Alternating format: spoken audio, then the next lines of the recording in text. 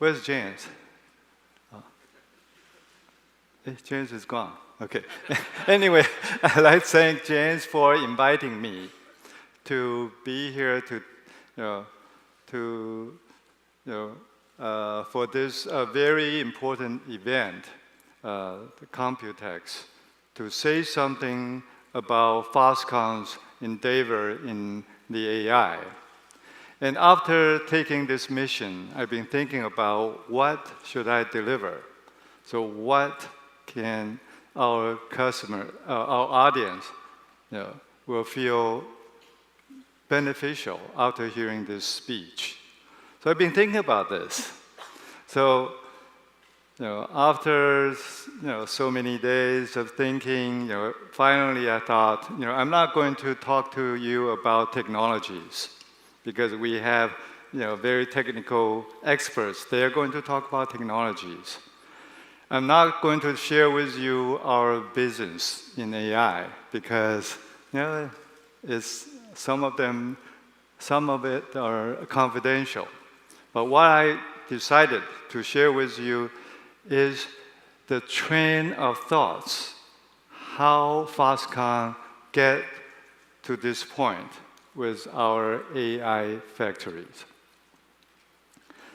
So, next, it actually all starts from here. About a year and a half ago, when we had our HHTD 23, we sit in the meeting room in a hotel with Jensen. And Jensen hand-drawn this picture. I look at this picture, I say, wow, what does it mean? Okay, ever since these pictures, the spirit is there, but it's changed, it evolved. So let's look at what we have done with a video that we prepared together with BCG to show you what we have gone through in the last year and a half. Let's play the video. Foxconn is a leader in electronics manufacturing, highly automated and scaled worldwide. Now we're entering a new era, powered by AI. We call it Genesis. With our rapid global expansion, expert production technicians are rising in demand. But seasoned talent is short in supply.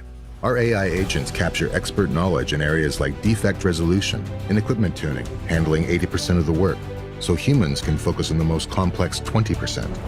These agents learn, adapt, and orchestrate production, improving cycle time over 10% while generating tokens that lay the foundation for agentic AI. To scale expertise across factories, we're creating next-generation robots that go beyond simple hands and eyes. Using NVIDIA's Omniverse, we train robotic brains using millions of simulations, making them instantly effective in the real world. We call this physical AI, a new form of intelligence that adapts and handles complex tasks with zero human touch. Genesis is a powerful foundation, combining innovative use cases, token repositories, and an enhanced tech stack to deploy AI at scale. Together with leading partners, we are transforming manufacturing. Foxconn Genesis, the next era has already begun. Okay, so this is Genesis. And this is still a work in progress. So there are still things are evolving. And through this journey, we come up with many new ideas. And the very first new ideas is about the future factories.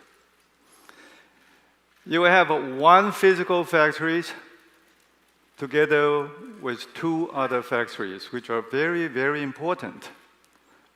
One, we probably heard about the digital twin, the Omniverse digital twin factories. So before you create your physical factories, you can build your factory on Omniverse and practice it and optimize it, without the actual factory being built. In the past, we thought with Omniverse, that's already good enough. But with Omniverse, it can already create data.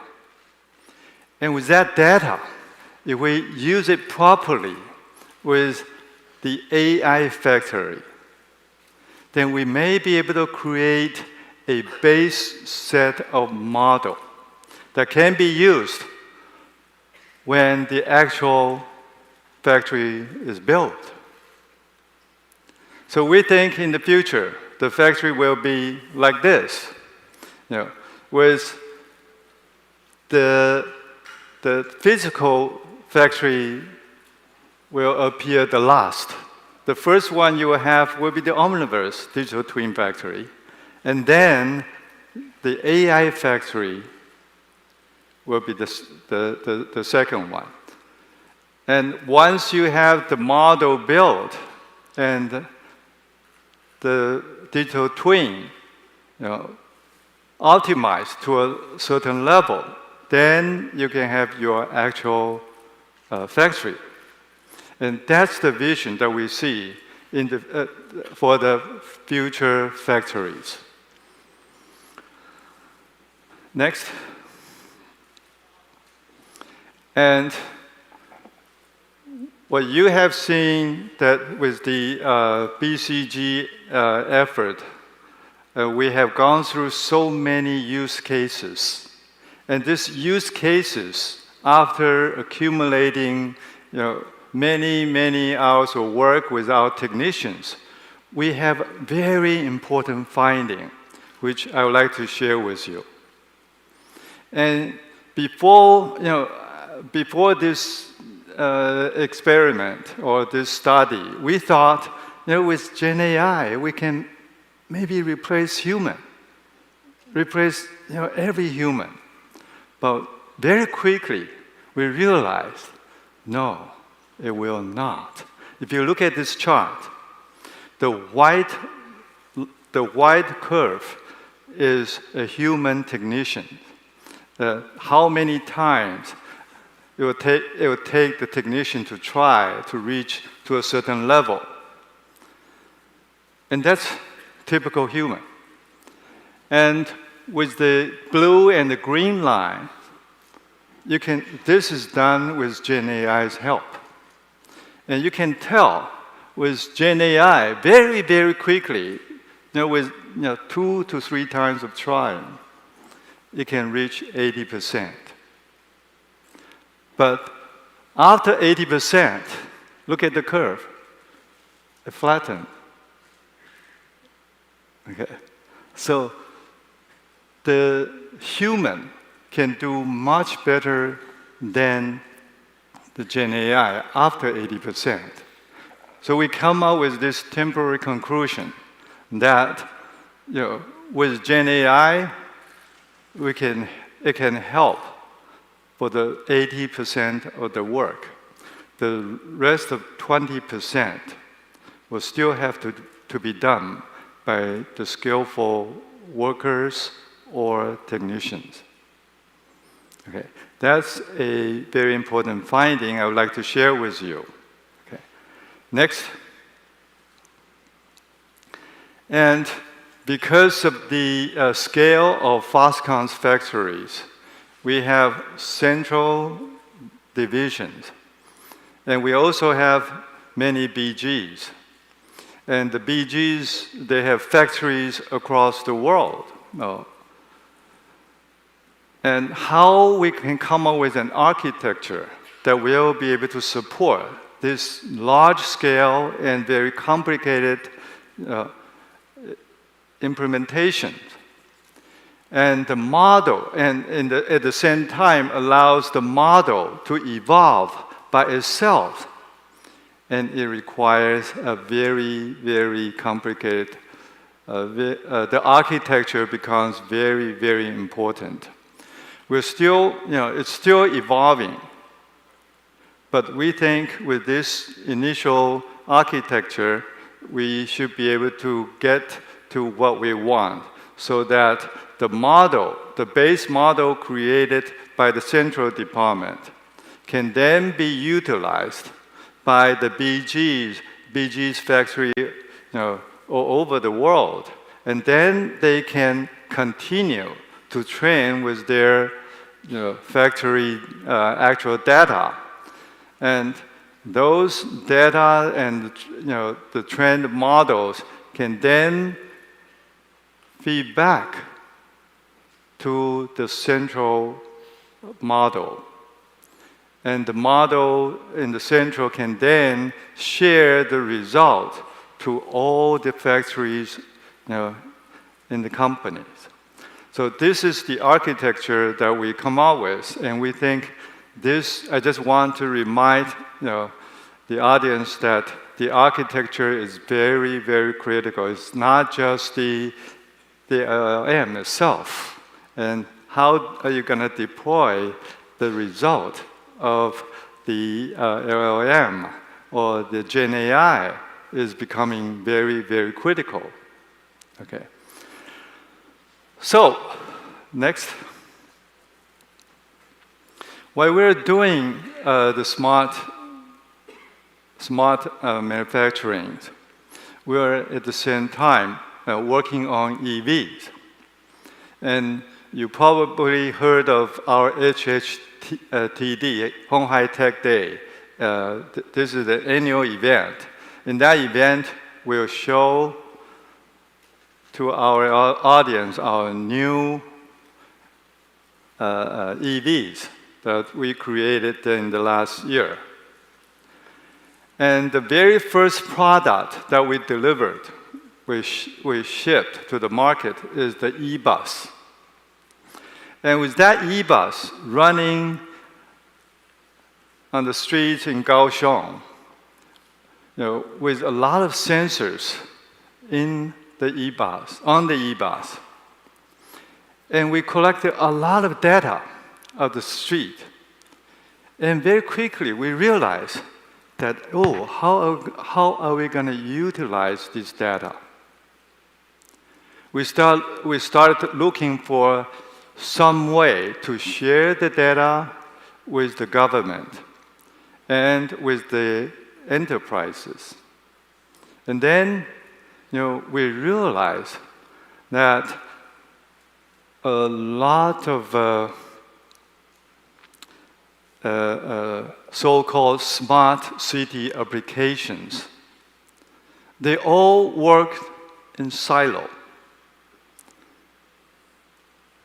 On our next page, we're going to talk about the smart city platform to address that problem. But with smart EV, we are going to provide the smart EV platforms to our potential customers. And these platforms will include the onboard and offboard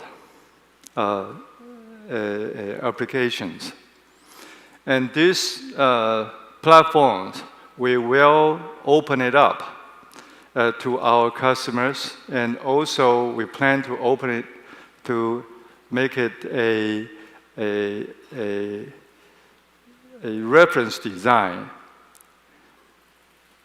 for our MIH members. Okay, and we are almost there. And with Smart EV, the most recent news is that we made the announcement together with Mitsubishi. Mitsubishi will be the very first car OEMs utilizing our reference models. With that reference model, for our customers, they can use our reference models. Maybe 80% of their work can be eliminated. They don't have to do the 80% of the work. Only they have to put 20% of their effort in making their new EVs. And that's very, very common in the PC industry. A good reference design gives a good foundation that including very thorough tests that are required for the systems. And with that test, that saved our customers a lot of time. So that significantly improves the time to market and time to cost for our customers. Please stay tuned with this new EV announcement. Next, we talked about the smart city while we were doing the e-bus, and we realized that most of the smart city applications, be it smart transportation, smart hospital, or smart schools, or smart buildings, they all work in silo. They don't work together. And we realized that we need a platform for all these smart city applications to build on top of it. So that with this platform, it will connect the government, the enterprises, and the citizens through this platform. And this platform will support not only the data sharing, but also the knowledge sharing.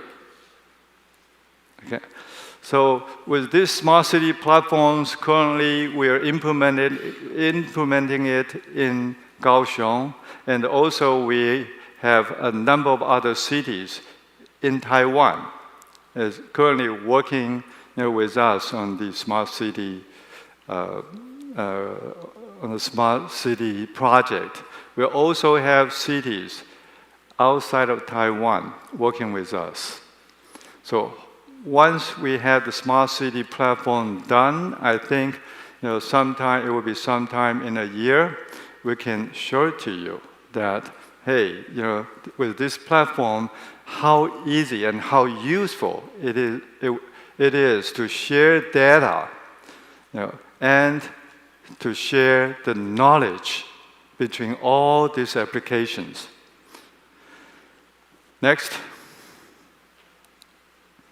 Therefore, with the smart manufacturing and smart EV and smart city, all these ideas came about because of that little drawing. Okay. And we've been thinking, wow, maybe this is it. We need AI factories to power these three smart platforms.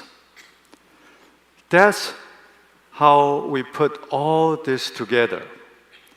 And we make these three platforms and examples of how AI factory can do, what AI factory can do.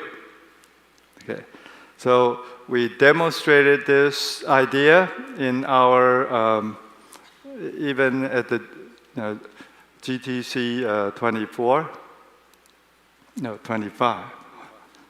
GTC 25 about this idea. So you probably heard about 3+3 initiatives in the past from Foxconn. Now we add another 3 after the 3+3 to make 3+3+3 smart platforms becomes Foxconn's new initiatives. Next. With these three smart platforms, we need to find a model to support it. We've been looking for models that's adequate to support these three smart platforms. We keep looking and realize that most of the foundation models, they're all very generalized. Okay, they don't understand about manufacturing, especially the data. They're all numbers, but the numbers, from different machines means different things, and you have to have some understanding of this data in order to understand what it means.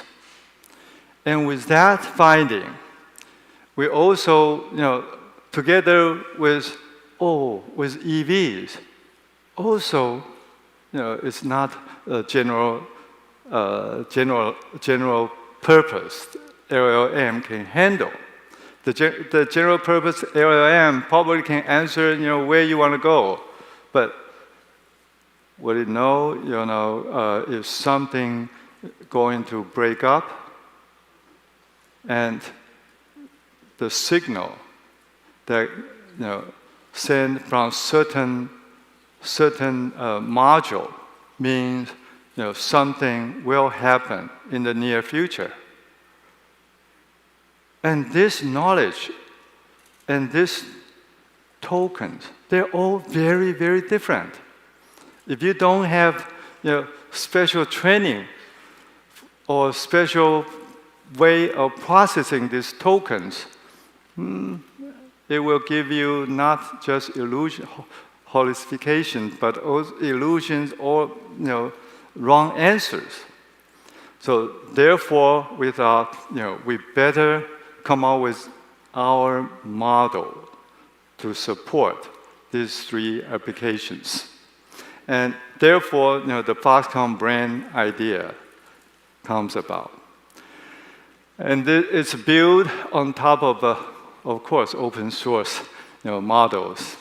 Currently, we're using Llama 3 and 4, and we sort of created high-quality, large-scale pre-training corpus. And Foxconn Kaohsiung data center will be used, and currently is being used, part of it, to build this model. And this first generation model specialized in reasoning, and that reasoning is a little different from the general reasoning because of the applications. Okay, so the agentic workflow for very domain-specific applications. And this is, Fox brand is going to develop to solve the problem I just described.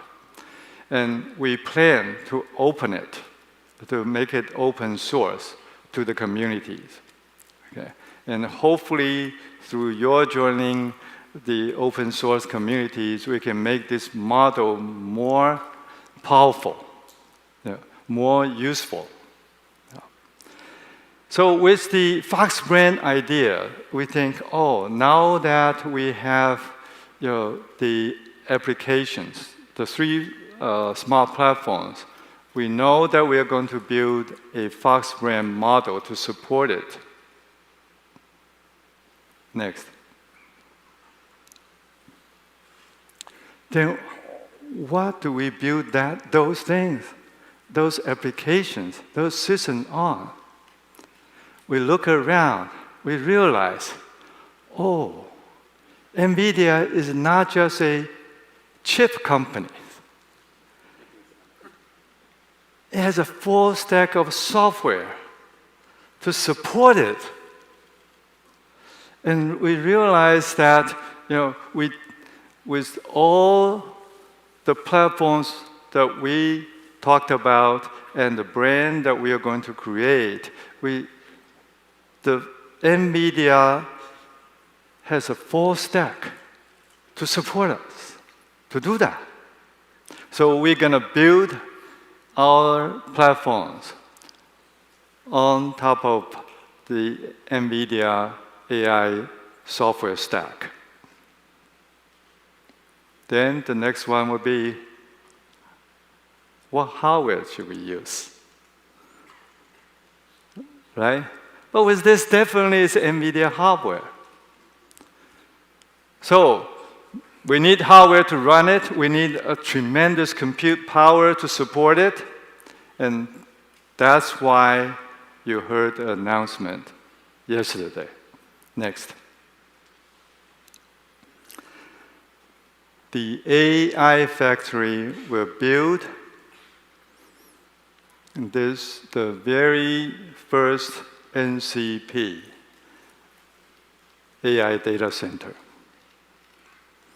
And this AI data center is targeted to have 100 megawatt of power. And you know the power, I don't want to use the word shortage in Taiwan. It's a very, very critical resource. So it takes us a couple of steps in order to build it up to 100 megawatts. So we will build like 20 megawatts to start with, and then add another 40 in the next phase, then another 40, okay? Some of it will be in Kaohsiung, the other ones we will look around in Taiwan to look for where we can get the power the quickest.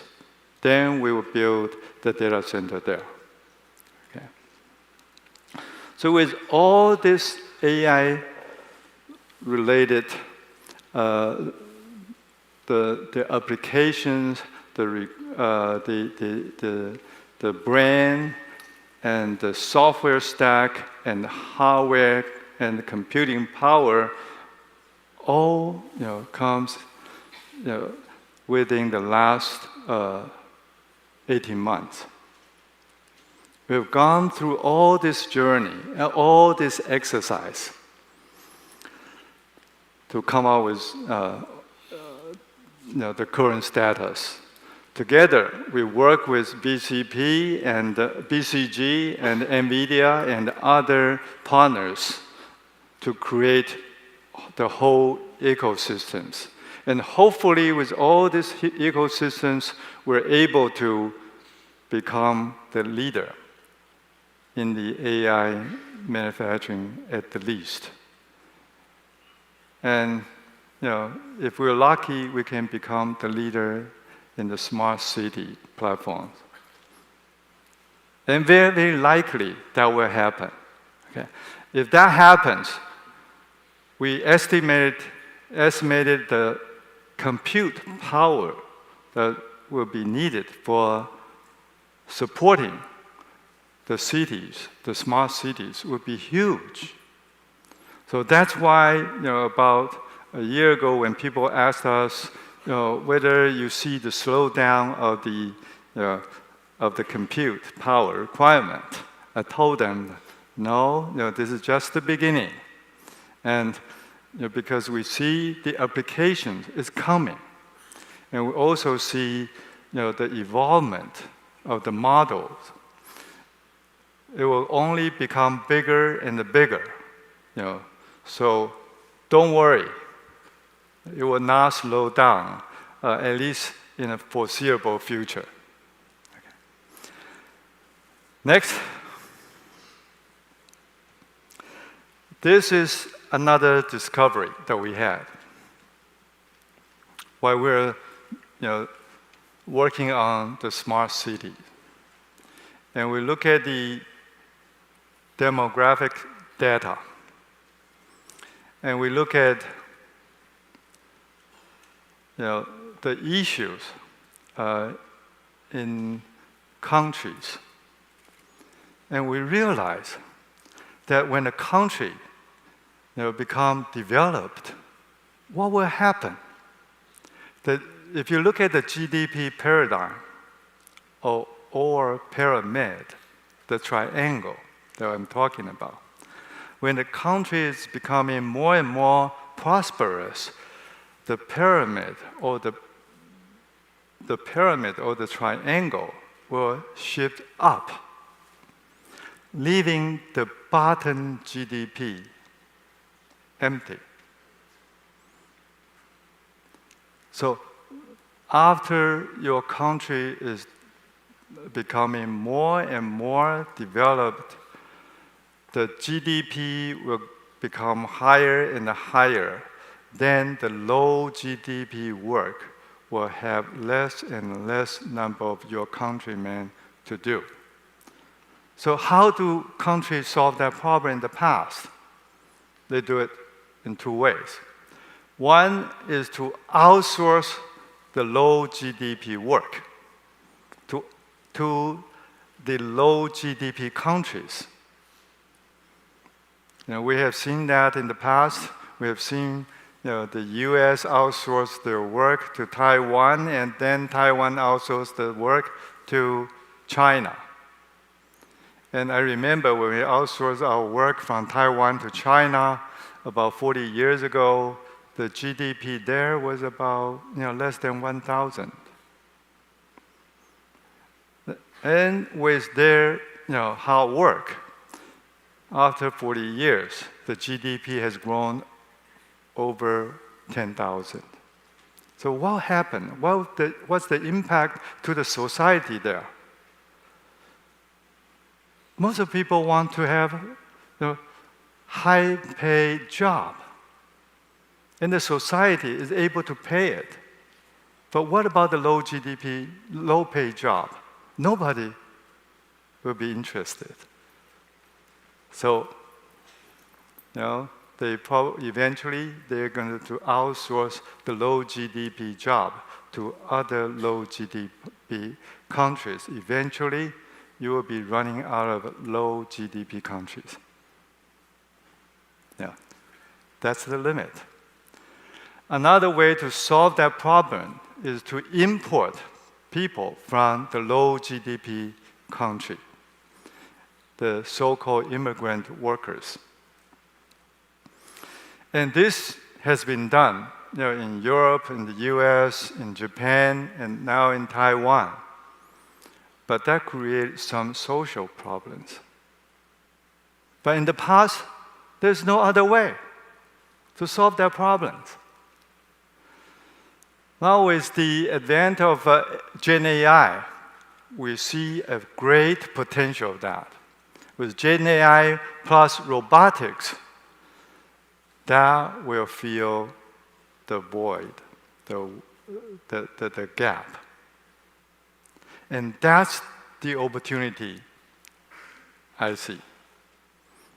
And that is a tremendous opportunities with Gen AI plus robotics to fill the void or the gap when a country, they become more and more prosperous, the low GDP work will be done by the Gen AI plus the robotics. It's not the service, it's not entertainment. I think that's the real challenge for all developed countries. Okay? So that's a great opportunity for all of us, and I urge you and the countries, developed countries, the leaders of the developed countries, to watch the development of this very, very carefully. Okay. So, I think that's the journey I would like to share with you. And as I said, we're not going to talk about the business. We're not going to talk about the technologies, just the train of thoughts, how we started and how we come out with the current stage. And as I said, this is going to evolve. And with working with partners like NVIDIA and the technology leaders, we think with our collaborative work, we are able to accelerate that progress. Okay, so before I introduce, this talk is broken into two parts. The first part, I'm almost done with it.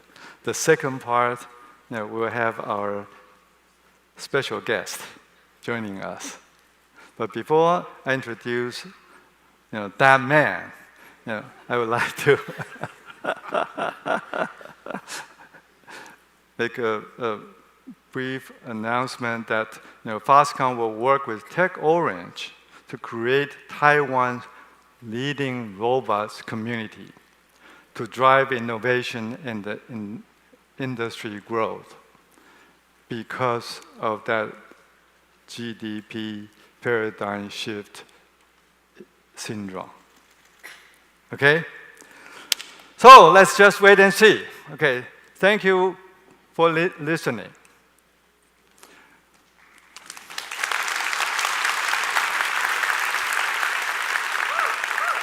Is our guest here?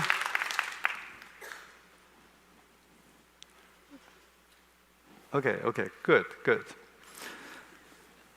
Wait a second. Okay, let's play.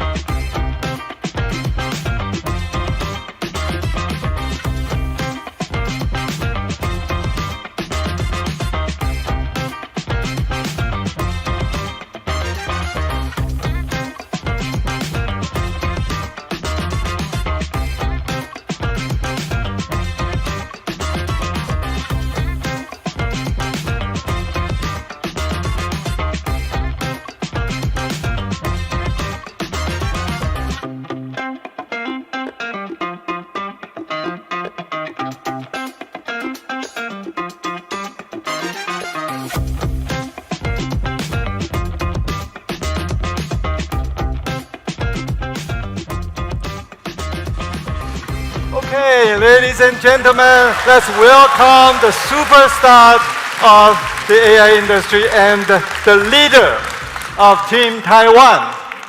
Go Team Taiwan! 大家好。I don't have to introduce him anymore, right? I still love being introduced. No, Jensen, I know you have a very busy schedule. Your keynote I honestly was have nothing else terrific to do. yesterday. Yeah. Thank you. I remember the last time we had our HTD 23 together, we rode in with a Beauty and the Beast SUV. Do you remember? Beauty and the Beast. The car. Oh, okay. The car. In that car, I have to give you, let you know a good news about it. Has been chosen by Mitsubishi to become their car. Wow. And that car will be running on the road roughly about a year from now. Okay. With the luck you bring. That's awesome. And in the second half of the keynote, what I would like to do is to ask you questions and let you answer. Okay. Okay. So it doesn't matter what you ask. My answer is always the same. I hope I will ask. Actually, I collect a lot of questions from the industries and from people who care about you, and compile them into 3 categories of questions. Right. Number 1 is business related. Do you want me to start with the business related stuff? If we start with business related, I will go so long, and then we'll end with just business related. So let's start with business related. I'm afraid to hear about the other two. I'll keeping it under control. Okay. But it's not the question that you thought about the business. It's not about NVIDIA chips or system business. It's about the Team Taiwan, the very first question. What is Team Taiwan from your point of view? Well, Taiwan is where our most important partners are. We've been coming here for 30 years. Yeah. And somebody did a count. We have 350 partners here. 350? 350. Wow. Of course, I don't know them all, but apparently, either directly or indirectly, we work with some 350 companies. And you know that the technology supply chain is incredibly deep here. Right. And it's much more complicated than people think.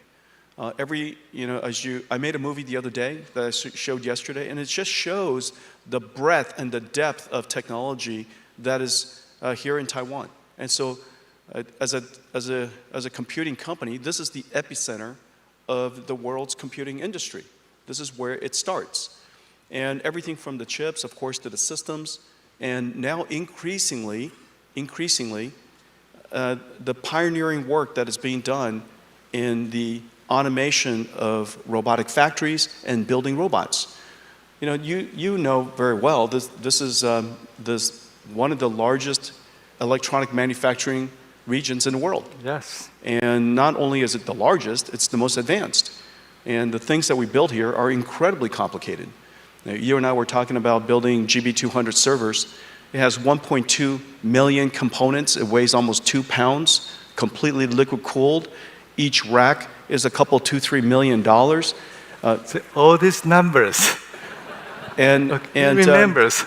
Yeah, and so they're not that hard numbers. And just so you know, I rounded them all. It's 1.8 tons. It's 1.12 million parts. Yeah. So I rounded it up for your benefit. So anyways, the technology is incredibly complicated. In order to build one of those Grace Blackwell racks, how many companies were involved and how much robotics technology is actually involved? So if you look at the work that we've done. In the last 2 years since you and I were on stage together, starting to talk about AI and robotics, since then, Foxconn is using NVIDIA Metropolis for smart cities, NVIDIA Metropolis for smart factories, NVIDIA Isaac Groot for robotics, NVIDIA Drive for autonomous vehicles, NVIDIA Omniverse as the digital twin operating system for all of that. And yesterday we announced that we're going to build an AI factory for you to use, for me to use, and for Taiwan, the entire ecosystem to use. Yes. And so now Foxconn is going to be a world-class regional cloud provider, AI cloud provider. And so look at the breadth of work that we do together now. It covers literally every, not to mention for manufacturing inspection agents with computer vision and vision understanding. And so everything from agents to robots to, robots with wheels, robots that are orchestrating robots to build robots, And so this is. I have seen that. This is robots building robots. Yeah, this is in person. This is literally Foxconn. This is Foxconn. One of the most advanced technology companies in the world. You just happen to apply technology to manufacturing. We apply technology for technology's sake. You apply the technology to apply for manufacturing. And so it can't. We shouldn't be surprised, but everybody should be deeply impressed by the technology of Foxconn. Thank you very much. So did you notice? I just want to demonstrate something. It didn't matter what he asked. No, I asked only one question, and that question. That's where it is. Go ahead and ask me about my jacket. No. No, I just want to demonstrate something. Okay. I'm not going to ask about jacket. Okay. No, I just want to demonstrate. It doesn't matter what you ask. You answer the same thing. Okay. I see. Because from there, I was going to talk about Omniverse and robotics. Great salesperson. Anyway, my next question is: have you heard about TEMA? From who? TEEMA. It's an association, Taiwan Electronics and Electrical Manufacturers Association. Did I do something wrong? No. Oh, there's something he doesn't know. I was just made the chairman of TEMA. TEMA. Well, congratulations. Okay. TEMA. Congratulations. Did you do something wrong? I hope I hope no. But anyway, it's the largest association in Taiwan with more than 3,000 members and accounts for over 50% of export value of Taiwan. Okay, aggregate number of workers in Taiwan. I thought Foxconn represented 40% of export. Well, 37%. Because our business model we're worldwide, so the revenue counted in Taiwan is only about half. Okay. Yeah. So TIMA is the association. I think most of the members are, most of your suppliers are members of TIMA. Okay. With this rapid changing AI industry, what advices do you have for your suppliers in the TIMA, as a TIMA member? Any advices for them? Yeah, I do. It'll come to me in just a second. But I'm just going to have to start. I do. So let me make an observation. In fact, vast majority of the industries, the companies focused on industries, has largely been left behind as during the software revolution. And the reason for that is because you're obviously industrial because you understand mechatronics. You understand mechanicals, you understand chemicals, you understand the deep physics part, the sciences part of industry. That industry was formed out of the last industrial revolution. And Taiwan is excellent in those industries. But when software came, it was a brand new skill, and those skills were quite unusual and quite unnatural for these companies. Number one. Number two, first observation. The second observation is that when AI started 10 years ago, it was very interesting, but not very useful. Not very useful for the industrial companies. And the reason for that is because the AI understands English, but it doesn't understand physics, which is what you need. Everything that you do needs physical understanding, physical intelligence. When I roll a ball underneath a car, my dog knows to either go underneath the car or go around the car. But the AI thinks the ball has disappeared out of this universe. And so we need to have physical common sense. Now we're developing both of those things. Now, why is AI so great? The reason for that is because you teach an AI, you don't have to program an AI. Software programming skills is no longer as vital as it was before. You have an opportunity to leap the software chasm and go directly to AI. In fact, I can prove it to you. Everybody is a software programmer now. The definition of a software programmer is somebody who programs a computer to do something. Right. That's a software programmer.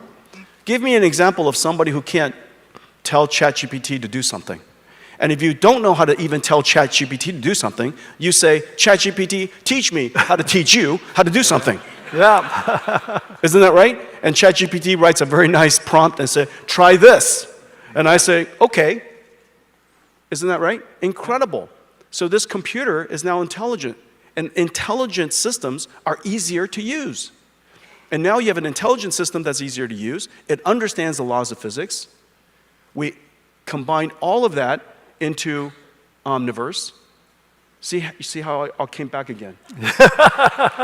It came all the way back into Omniverse, which you are using as a digital twin. Yes. Isn't that right? Yes. And within the digital twin, you could design your plants, you could operate your plants, you could simulate your plants, and plan everything before you operate it greenfield or brownfield. Exactly. Isn't that right? And so all of a sudden, every company in TIMA is now a technology company. And has to be, right? Has to be a technology company. It doesn't matter what you ask me. Okay.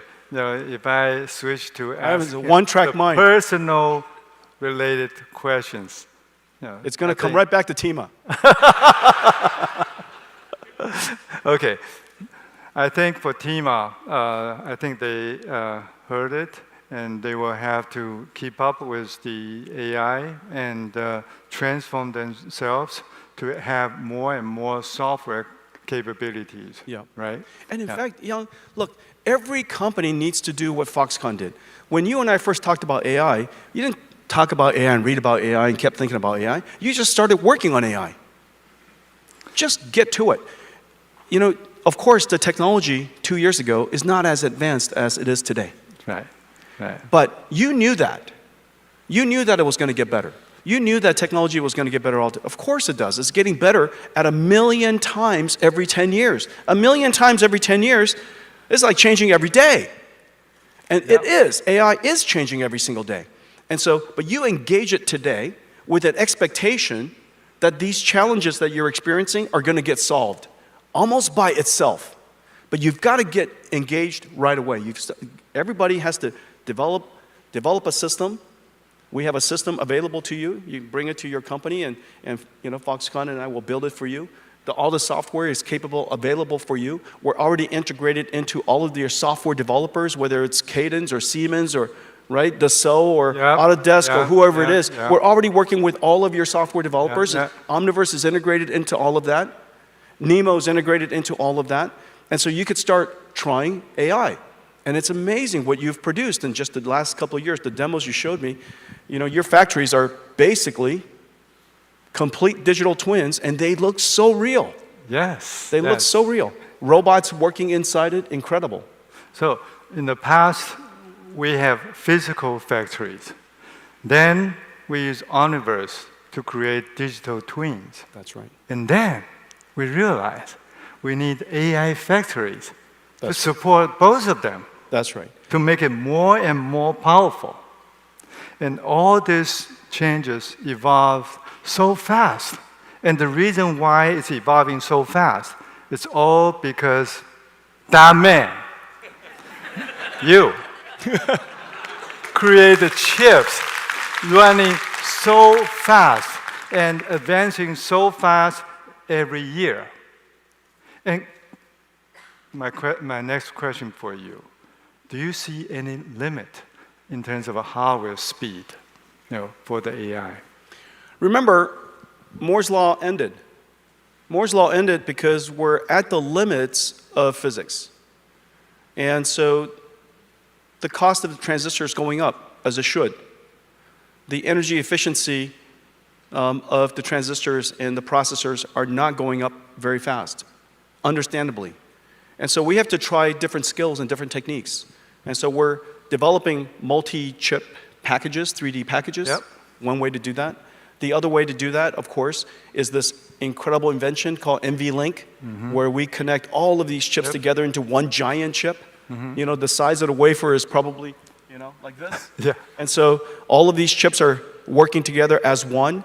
We used advanced mechanical systems and liquid cooling systems to compress the systems into one giant rack. But very importantly, software.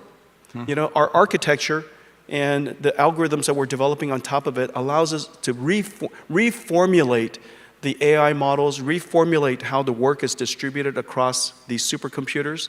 The networking, of course, is a big challenge and a big opportunity. Instead of passing information back and forth, we could do in-network, in-fabric reduction. And so, we all send our answer together for us to combine all the answers.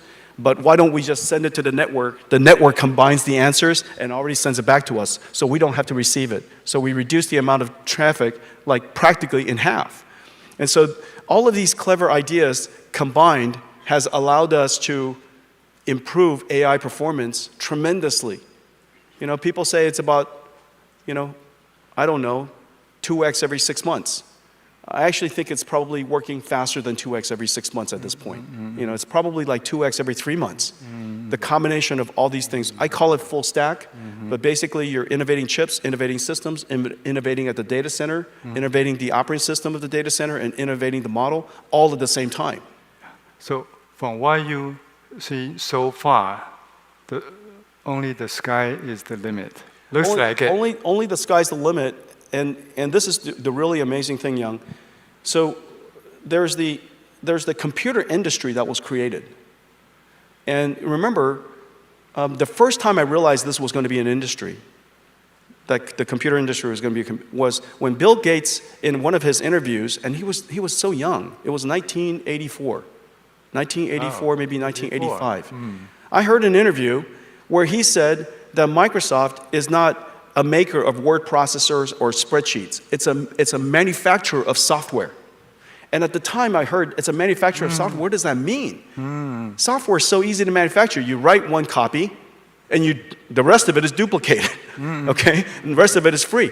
And so how would you create an industry where everything that you produce is free? Well, of course, he invented licensing. Yeah. And so yeah, I didn't realize what he had in mind was a whole bunch of lawyers. But more importantly, what he meant was there's a methodology, there's a production methodology associated with software, and look at all the software they produce today. It was a visionary idea, and now it's $1 trillion industry.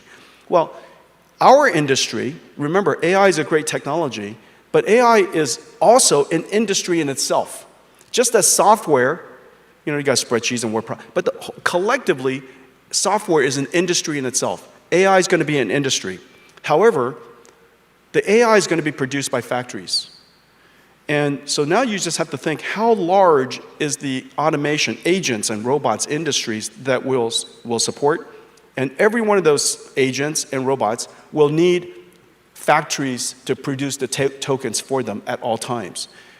I think that we've unquestionably discovered, invented, created a new multi-trillion-dollar industry, which is the reason why everybody's so excited about it. Excellent, excellent.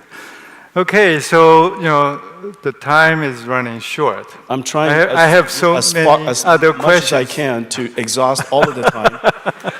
Thank you. Then I'm going to skip some of the technology-related questions. I'm going to go to the personal questions. I hope you will not be offended. Okay? Let's take a technology question. In China, everybody knows all my favorite restaurants in Taiwan anyway. No, it's not that. Everybody knows where I'm going to be this afternoon. It's not that. There's an old Chinese saying that every successful man stands a terrific woman. I'm not going to ask you who that woman is. But I want to ask you, do you? I hope it's the same one I have in mind. So, do you want to say something to her? Openly? Openly? I say the same thing to her every day. Love you, honey. And so, anyways, I met her when I was 17 years old, and she had just turned 19, and so I dated an older woman for most of my life. What part of the States you met her? Oregon. Yeah, we were lab partners in electrical engineering. Oh, lab partner. Okay, so imagine the odds. Imagine how smart you have to be to achieve this, okay? So there are 250 students in electrical engineering fundamentals. There were only 3 girls. I was also statistically impossible. Not only that, it is very clear who's the youngest person in class. I was 128 pounds going to college. Whoa. I graduated at 132 pounds or something like that. Okay? I was 128 pounds. And so I looked like a kid when in a room of adults. And so I just went up to her, and I noticed this beautiful girl in the class. Listen. And I went up to her, and I used my superpowers. Superpower? Because I knew, just looking at the audience, who everybody knows what my skills are. And so I just told her, would you like to see my homework? Because those are my superpowers. The homework. Everybody has superpowers. And so I also told her that I don't know what grades you have, probably very good. However, if you study with me every Sunday, I promise you'll get straight A's. Every Sunday. And so I had a date every Sunday. Oh, I see. Very smart. Yes. Yeah. That tells us the reason why he is so successful starts from age 17. Okay, not just now. Okay, my last question for you is that everybody is curious about your jacket, but I'm not.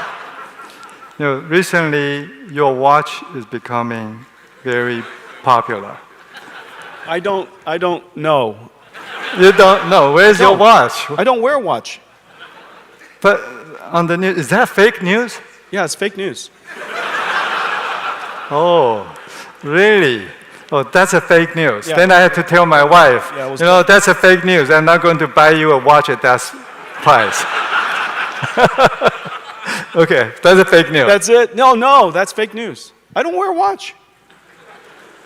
I see no watch. I don't care about the time. Right now is all that I would care about. That's why I don't wear a watch. I'm 100% right here. Okay. He really confused me. Is that watch news a fake news? It's probably a fake watch. Okay, thank you very much. We're very happy to have you here, and through the conversation, we know the other side of Jensen, and hopefully it will help you, to know Jensen more besides his chips and his success in his business. Well, my chips are pretty good. and don't let me. But if I could say, Young, I am delighted by our partnership. Obviously, we're manufacturing the most advanced computers the world's ever seen and ever known. And during our meeting yesterday, one of your leaders said, no one has ever manufactured systems this complicated. But very importantly, no one has ever manufactured supercomputers at this rate. Yes. Most of the time, you plan a supercomputer for 3 years, and you build one. We're cranking it out every hour. And so the idea that we're doing this at the scale that we're talking about is extraordinary. But that's the work that we do together for my benefit. The thing that I'm really excited is that you then use this incredible AI technology to revolutionize, transform Foxconn. Yes. And also to make it available for all of the Taiwan researchers and students and other startups and all the industries. I think it's a great example that you're showing. It's great that you're revolutionizing your own company with technology.